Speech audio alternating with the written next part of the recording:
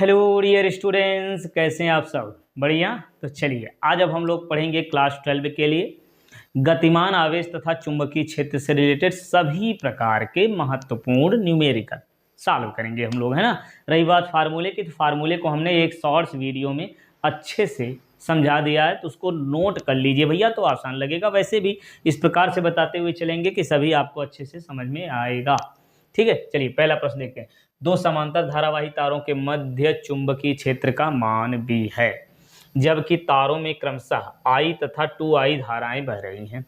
यदि धारा I वाले तार में धारा का मान 0 कर दिया जाए, तब चुंबकीय क्षेत्र का मान क्या होगा? देखिए, दो समांतर तार हैं, ये रहा, पहले वाले में I धारा और दूसरे में, धारा की दिशा तो कह नहीं रहे हैं, दिए नहीं हैं, तो हम एक ही दिशा में मान लेते हैं। एक में I, दूसरे में 2I धारा बह रही है। मध्य बिंदु पर निकालना है, तो हम मान लेते हैं दोनों तारों से मध्य बिंदु के बीच की दूरी जो है वो R है। ठीक है, इससे ये दूरी कितनी है? R है। ऐसे कर लेते हैं, और यहीं पर चुंबकीय क्षेत्र ज्ञात करना है। तो पहले एक काम करेंगे हम कि पहले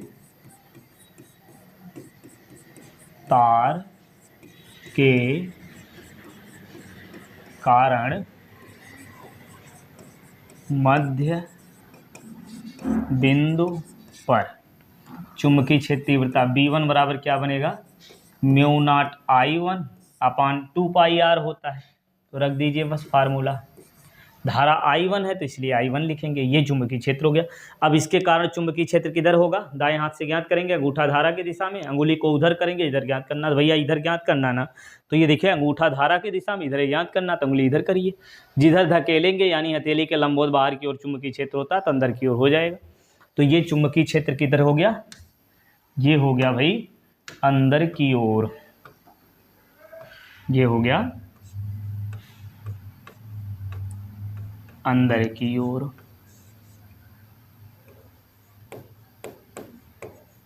ये ठीक। अब फिर इसी प्रकार से हम ज्ञात करेंगे ये दूसरे तार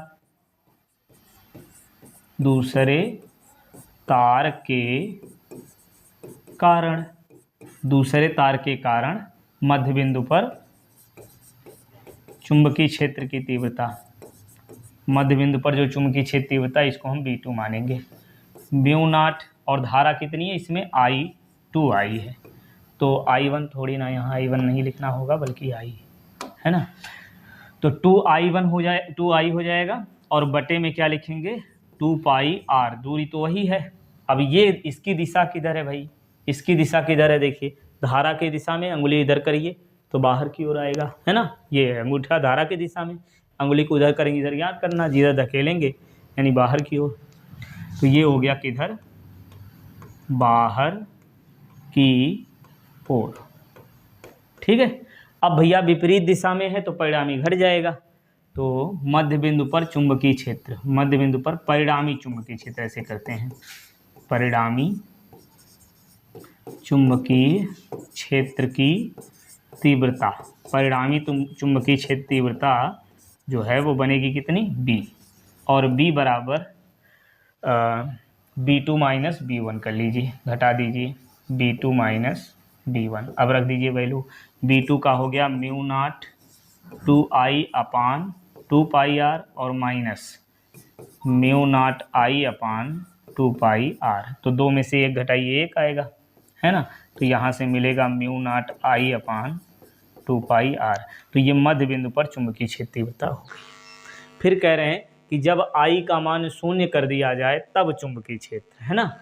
I का मान यहाँ पे हम लिखेंगे, I का मान 0 करने पर, I का मान 0 करने पर परिणामी चुंबकीय क्षेत्र तीव्रता जो होगी, देखिए I का मान 0 कर दोगे तो परिणामी चुंबकीय क्षेत्र तीव्रता इतनी हो जाएगी, है ना। और वो कितनी हो जाएगी? म्यू नॉट 2I अपान 2πr। ठीक है, परिणामी चुंबकीय क्षेत्र तीव्रता कितनी है? Mu naught I upon 2πr, mu naught I upon 2πr। तो ये परिणामी जो चुंबकीय क्षेत्र तीव्रता है वो हो जाएगी 2 × B।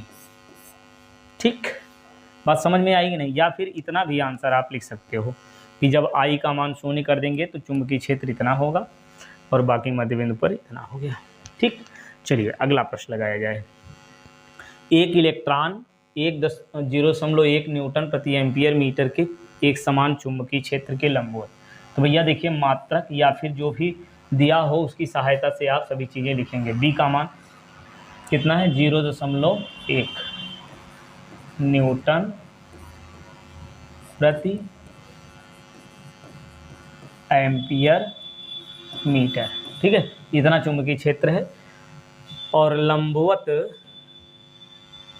रखा हुआ है, यानी थीटा का मान आपको लिखना पड़ेगा 90 अंश और 10⁵ मीटर पर सेकंड के वेग से, तो v का मान 10⁵ हो जाएगा मीटर प्रति सेकंड के वेग से गति करता है। लॉरेंज बल F याद करना है। तो भैया इलेक्ट्रॉन है तो q का मान कितना? 1.6 × 10⁻19 कूलाम हो जाएगा। अब चलिए लॉरेंज बल ज्ञात करते हैं। F बराबर बनेगा q v b sine theta. तो q का मान 1.6 × 10⁻19 और v यानी वेग का मान 10⁵ और गुणे b का मान 0.1 और यहाँ आपको लिखना पड़ेगा साइन 90। साइन 90 का मान 1 होता है। तो ये करिए 1.6 × 10⁻19 में से 5 निकाल दीजिए, कितना बनेगा? 14 और इस 0.1 को आप लिख सकते हो 10⁻1 और साइन 90 का मान 1। अब कितना आएगा? 1.6 × 10⁻, ये -14 और -1 कितना बन जाएगा? -15 और मात्रक क्या आएगा? न्यूटन। इतने न्यूटन का बल लगेगा। ठीक, अगला सवाल। हाइड्रोजन परमाणु में इलेक्ट्रॉन नाभिक के चारों ओर, हाइड्रोजन परमाणु इलेक्ट्रॉन नाभिक के चारों ओर 0.5 एंगस्ट्रॉम की त्रिज्या की कक्षा में 2.2 × 10⁻6 मीटर पर सेकंड की चाल से चक्कर लगाता है। इसके समतुल्य धारा ज्ञात करनी है। चलिए पहले देखते हैं क्या क्या दिया गया है। यहाँ पे त्रिज्या दी गई है 0.5 एंगस्ट्रॉम, तो इसको मीटर में बदल देते हैं, गुणे 10⁻10 मीटर। आप इसी को लिख सकते हो 5 × 10⁻11 मीटर। ठीक, 0.5 को आप लिख सकते हो 5 × 10⁻1, तो वो वाला -1 इस 10 में हो गया -11। अब कह रहे हैं कक्षा में 2.2 × 10⁻6 मीटर पर सेकंड की चाल से, यानी यहाँ पे v का मान दिया गया, v बराबर 2.2 × 10⁻6 मीटर प्रति सेकंड इस चाल से चक्कर लगाता है। समतुल्य धारा I ज्ञात करना है। तो भैया इलेक्ट्रॉन गति कर रहा है ना, तो इलेक्ट्रॉन पावे से 1.6 × 10⁻19 कूलाम होता ही है। ठीक है, तो I बराबर चाहिए हमको Q/T। देखिए ध्यान से, क्या चाहिए? I विद्युत धारा, I बराबर Q/T होता है। तो Q तो मान लीजिए ये इलेक्ट्रॉन वाला हो जाएगा, इसको Q कर दीजिए, Q की जगह इसको रख देंगे और T की जगह क्या करें? Q। समय बराबर होता दूरी बटे चाल और इलेक्ट्रॉन चक्कर लगा रहा है गोल गोल, है ना, तो इसके पथ की त्रिज्या यानी चली गई दूरी कितनी हो जाए? इसके पथ की लंबाई यानी परिधि, यही हो जाएगी दूरी। तो दूरी बन जाएगी 2πr, समय बराबर दूरी बटे चाल क्या है? v। तो ये बन जाएगा Q × v/2πr। अब वैल्यू रखिए, Q की जगह लिखेंगे 1.6 × 10⁻19 और वेग दिया हुआ है 2.2 × 10⁻6। Q × v हो गया बटे 2 और पाई का मान लिखेंगे 22/7 लिख देंगे क्या? चलिए हाँ 22/7 लिखते हैं और ये पलट के 7 ऊपर हो जाएगा, पाई हो गया। और r का मान 5 × 10⁻11। ठीक है, तो एक काम करते हैं, 22 × 22 हो जाएगा और ये कटेगा 0.1 आएगा।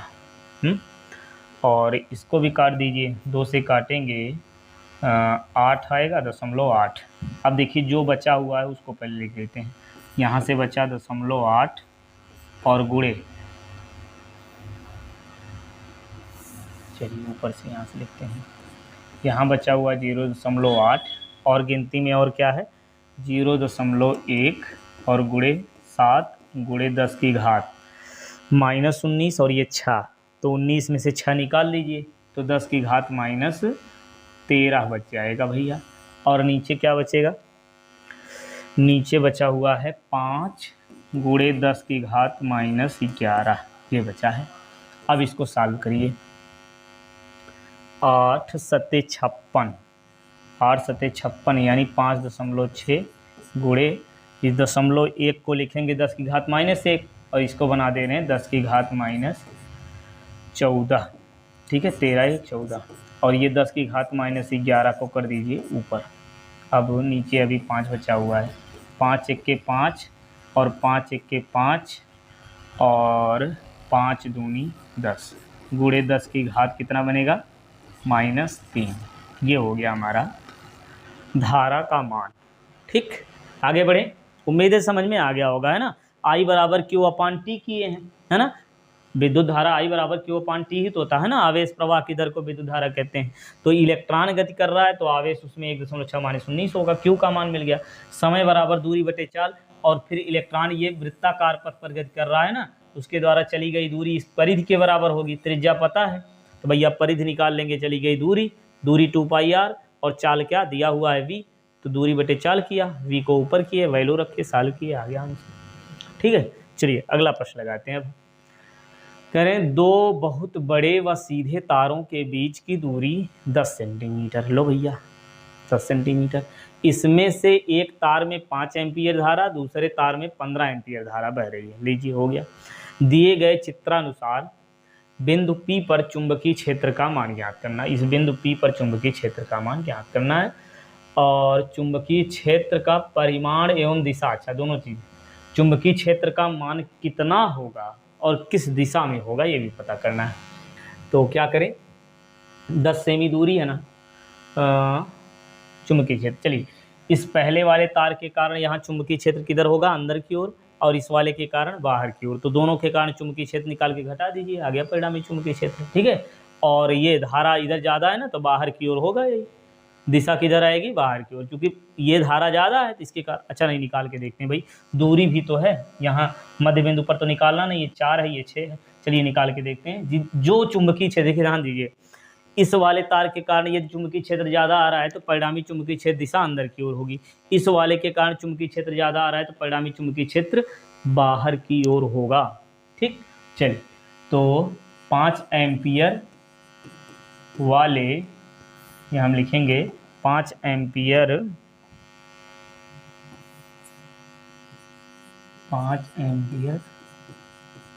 वाले तार के कारण क्या, चुंबकीय क्षेत्र, तो इसको मानते हैं B1। ये आएगा μ0I/2πr।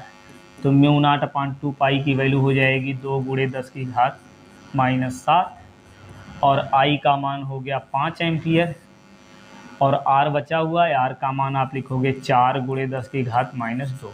ठीक है, अरे भैया इससे 4 सेंटीमीटर दूरी पर है तो ये हो जाएगा 5, ये 2 से काटे क्या, 2 दूना 4, और इधर काटेंगे 2.5, ये 2 से काटिए 2.5, और गुणे 10 की घात -7, और ये -2 ऊपर आएगा 10 की घात 2। अब ये बन गया 2.5 गुणे 10 की घात -5, क्या इतना आ गया भाई B1, इतना बन गया। और फिर दूसरे वाले तार के कारण अब निकालते हैं, कौन सा, यहाँ हम लिखेंगे 15 एम्पियर।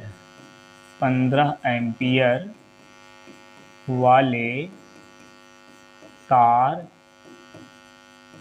के कारण चुंबकीय क्षेत्र तीव्रता, इसको हम मानते हैं B2, और फिर वही फार्मूला μ0I/2πr। तो μ0/2π की वैल्यू हो जाएगी 2 गुणे 10 की घात -7, और I का मान कितना इसमें हो जाएगा 15, और R का मान ध्यान से देखिएगा, ये 4 है, टोटल 10 है, तो ये वाली दूरी कितनी बन जाएगी, इधर वाली दूरी बन जाएगी 6 सेंटीमीटर, है ना।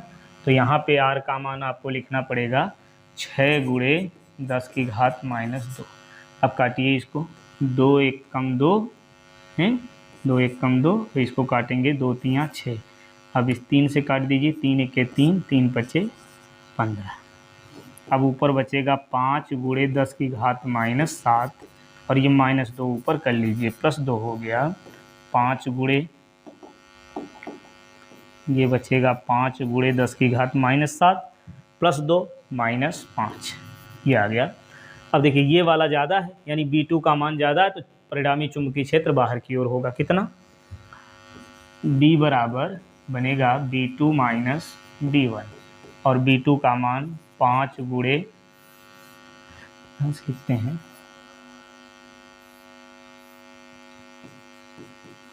परिणामी चुंबकीय क्षेत्र तीव्रता B बराबर बनेगा B2 माइनस B1, और B2 का मान आया 5 गुणे 10 की घात -5, और माइनस B1 हो जाएगा 2.5 गुणे 10 की घात -5। अब 5 में से इसको घटाएंगे तो 2.5 गुणे 10 की घात -5 आएगा। वेबर प्रति मीटर स्क्वायर लिख दे रहे हैं, ठीक है, वेबर प्रति मीटर स्क्वायर लिखिए, या न्यूटन प्रति एम्पियर मीटर। तो इतना चुंबकीय क्षेत्र आएगा, और किधर होगा?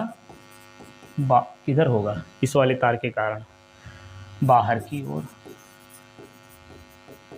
ये हो क्या भैया? ठीक है, समझ में आया?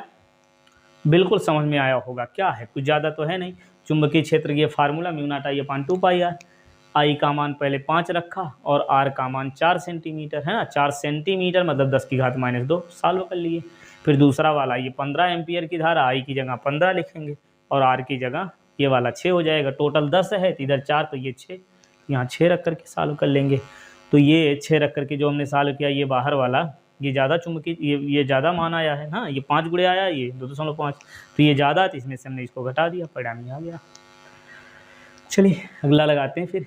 5 सेमी लंबे तार को 2 गुणे 10 की घात -4 टेस्ला के चुंबकीय क्षेत्र में रखा जाता है। 3 मिली एम्पियर की धारा तार में प्रवाहित करने पर तार पर अधिकतम बल कितना लगेगा? चलिए 5 सेमी लंबा तार है, तो यल का मान हम यहाँ पे लिखेंगे, 5 सेमी लंबा तार है,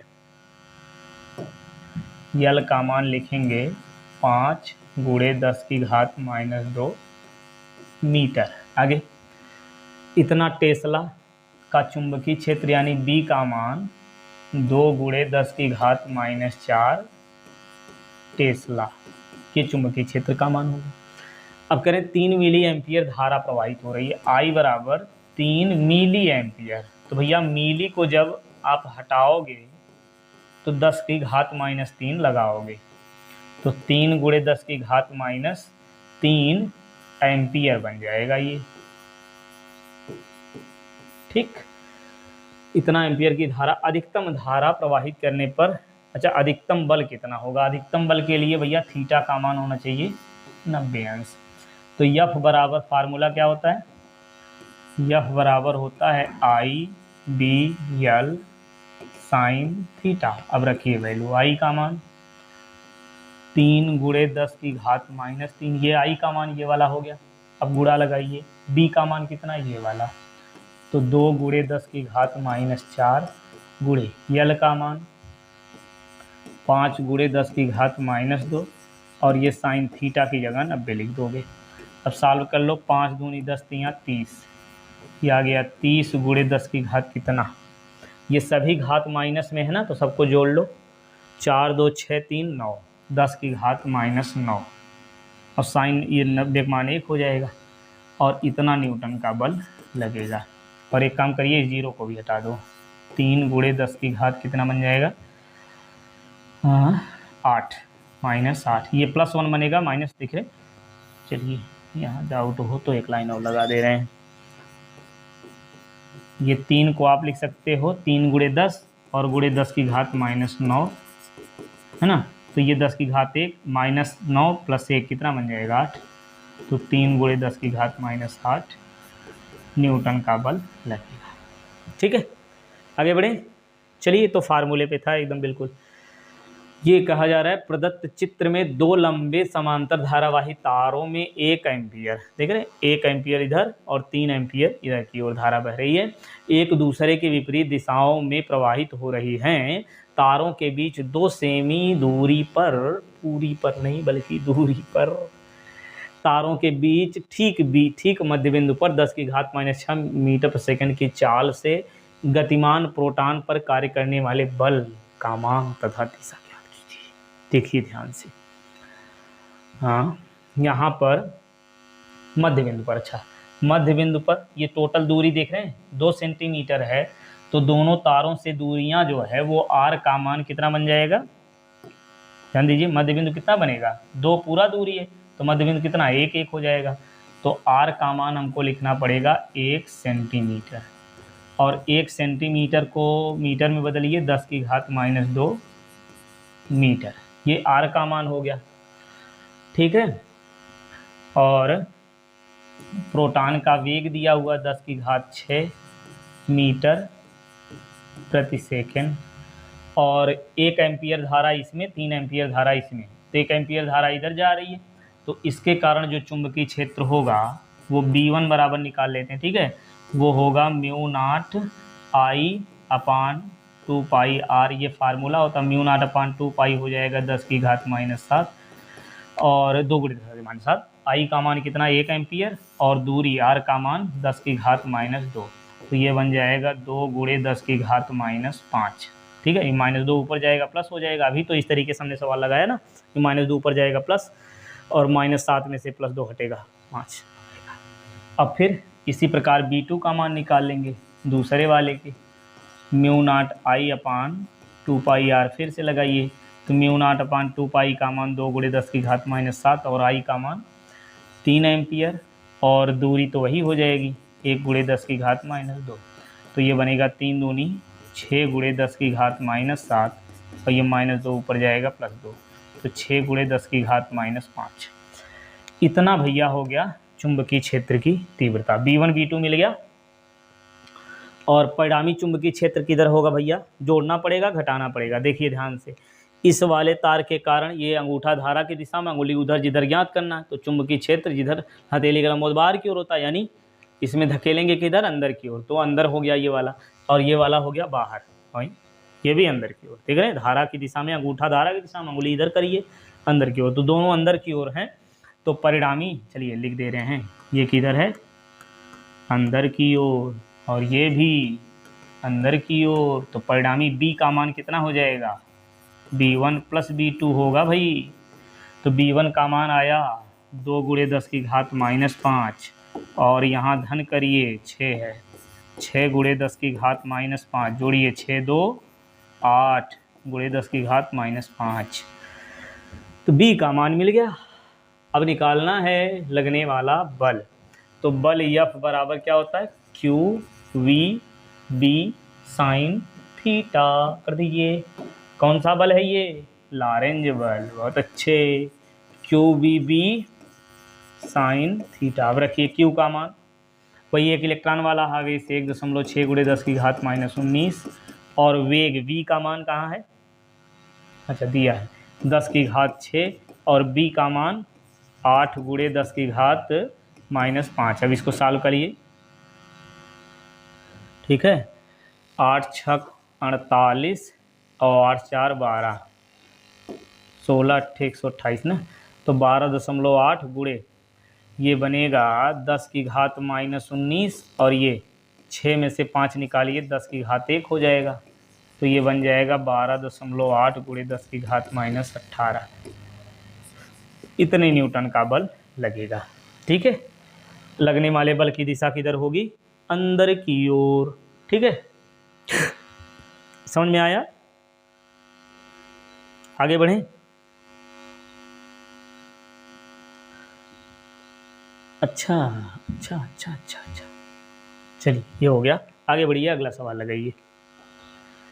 एक इलेक्ट्रॉन वृत्ताकार कक्षा में 6 × 10⁻6 है, तो भैया ये 10 की घात कितनी है, 6 है, गलती से ये हो गया, चलिए 10 की घात 6 कर देते हैं। चक्कर प्रति सेकंड की दर से घूम रहा है लूप में तुल्य प्रवाहित धारा का मान ज्ञात कीजिए।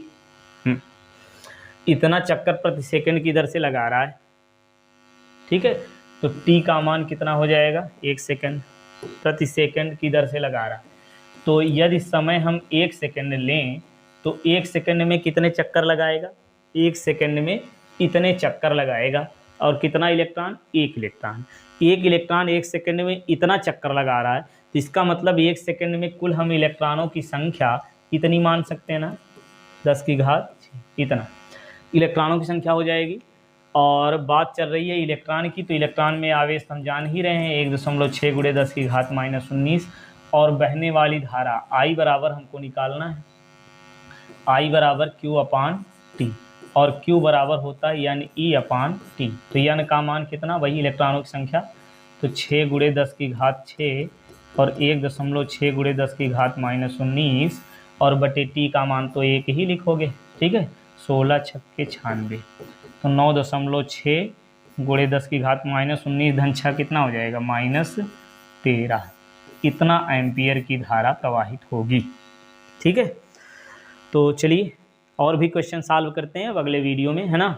तो उम्मीद है जितने प्रकार से लगभग प्रश्न हो सकते थे हमने सॉल्व किया। अच्छा, एक और ये जो फिगर वाले प्रश्न को सॉल्व करते हैं हम लोग। जैसे मान लेते हैं ये एक तार इस प्रकार से है, एक इस प्रकार घुमा हुआ इस प्रकार से है, ठीक है। इसमें 2 एम्पियर की धारा बह रही है, ठीक है। इसमें कितना? 2 एम्पियर की विद्युत धारा प्रवाहित हो रही है। तो ये दूरी 2 सेंटीमीटर, ये भी 2 सेंटीमीटर और ये भी 2 सेंटीमीटर है। इस प्रकार से 2 एम्पियर की धारा इसमें जा रही है। तो इसके कारण यहाँ केंद्र O पर चुंबकीय क्षेत्र तीव्रता ज्ञात करनी है। ध्यान से देखिए सभी प्रकार के प्रश्न जिससे हो जाएं।